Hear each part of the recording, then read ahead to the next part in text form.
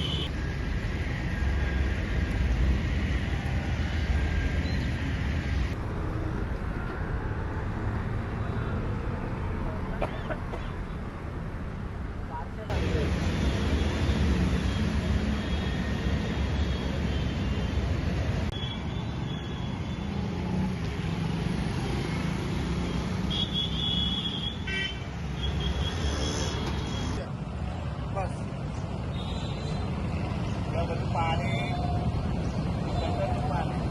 એસએસજીમાંથી અહીં આવે।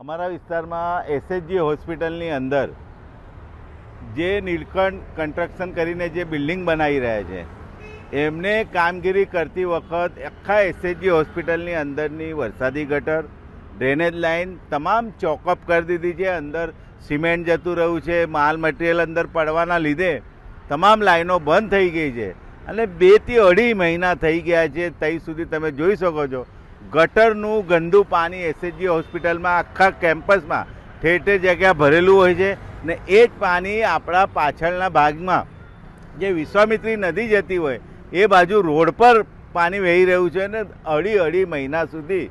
અને સૌથી ગંભીર બાબત, વિશ્વામિત્રી નદી માટે કોર્પોરેશન દ્વારા જ્યારે કરોડો રૂપિયા ખર્ચો કરીને એને સફાઈ કરવામાં આવતી હોય ને એ જ પાણી, ગંદુ ગટરનું પાણી કોર્પોરેશન દ્વારા સ્પેશિયલ એને નહેર બનાવીને ખાડો કરીને સ્પેશિયલ નદીમાં છોડી દેવામાં આવ્યું છે।